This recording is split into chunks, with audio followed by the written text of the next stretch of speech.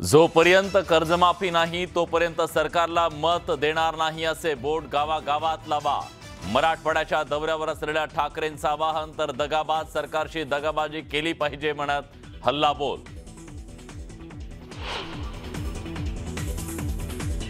उद्धव ठाकरे पहिल्यांदा बाहेर पडले याचा आनंद, मात्र ते टोमणे मारण्यापलीकडे काही करत नाहीत। मुख्यमंत्र्यांची टीका, तर निवडणुकीच्या तोंडावर उबाठाची नौटंकी भारी म्हणत शिवसेनेचाही टोला।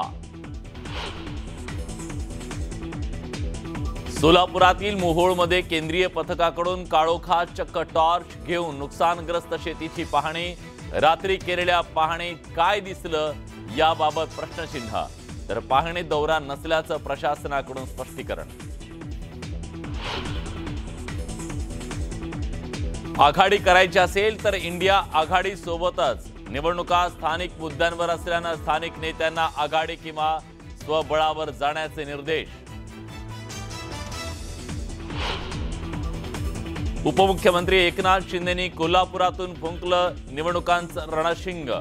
विरोधकांची मोगलाई संपली, आता भगवं राज्य येणार, तयारीला लागा। कार्यकर्ते पदाधिकाऱ्यांना आवाहन।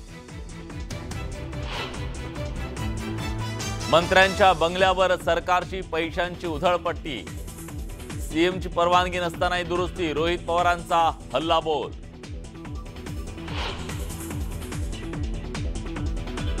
ब्राझिलियन मॉडेलचं हरियाणात 22 ठिकाणी मतदान। अनेक याद्यांमध्ये एकाच फोटोचा शेकडो ठिकाणी वापर, तर हरियाणात चोरीचं सरकार। राहुल गांधींचा भाजपवर सनसनाटी आरोप। राहुल गांधींच्या आरोपांना भाजपचं उत्तर, मतदार याद्यांमध्ये फक्त भारतीय नागरिक। हरियाणात काँग्रेस नेत्यांनी काँग्रेसला हरवल्याची किरेन रिजिजू यांची टीका।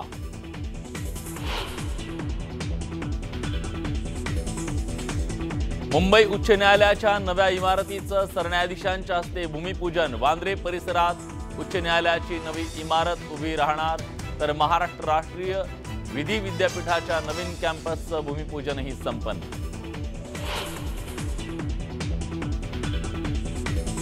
आणि महिला मांत्रिकाकडून आयटी इंजिनियरची फसवणूक। मुलींना असलेल्या दुर्धर आजार बरा करण्याचं आश्वासन देत उकळले 14 कोटी। आरोपी वेदिका पंढरपूरकरवर गुन्हा दाखल।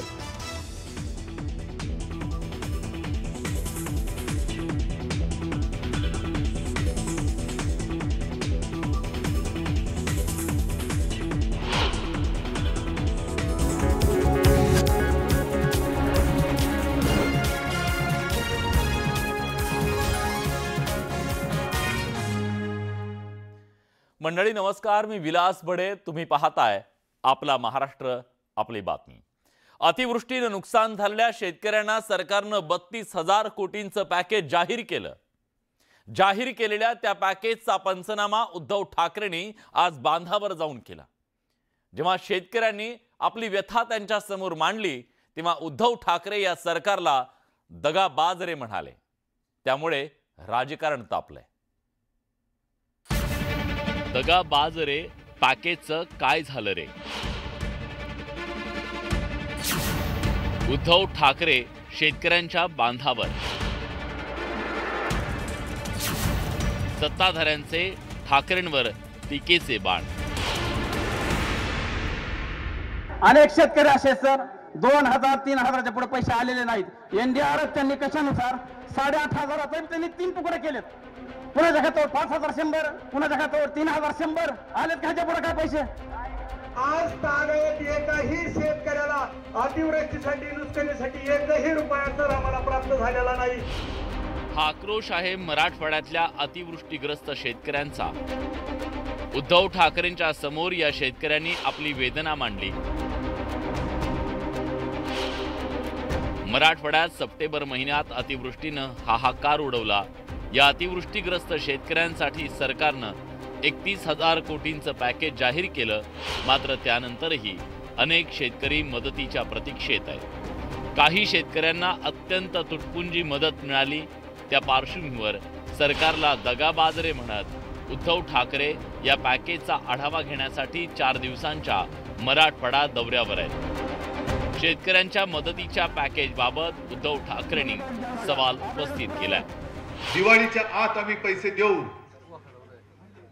बोलले होते ना, दिवाळी होऊन गेली, आता ती काय दुसरं तुळशीचं लग्न ज्याला म्हणतो ते पण होऊन गेलं, हा पैसे मिळणार कधी? म्हणजे नुसतं पंचांग काढतायत, मुहूर्त मागून मुहूर्त काढतायत, पण मदतीच्या नावाने ठणठणाट। काही दिवसांपूर्वी बच्चू कडूंनी शेतकऱ्यांच्या कर्जमाफीसाठी आंदोलन केलं, त्यावर समिती स्थापन करत येत्या 30 जून पर्यंत कर्जमाफीचा शब्द महायुती सरकारनं दिला। कर्जमाफीबाबत सरकारच्या अभ्यास धोरणावर ठाकरेंनी सरकारला खडे बोल सुनावले। एक ठराविक मुदत, मी तर म्हणेन आम्हाला जूनची मुदत मान्य नाही, आत्ताच्या आत्ता कर्जमुक्ती करा, तातडीने 50,000 रुपये हेक्टरी द्या। आणि ते केलं नाही तर तुमच्या निवडणुका तुम्ही लावताय।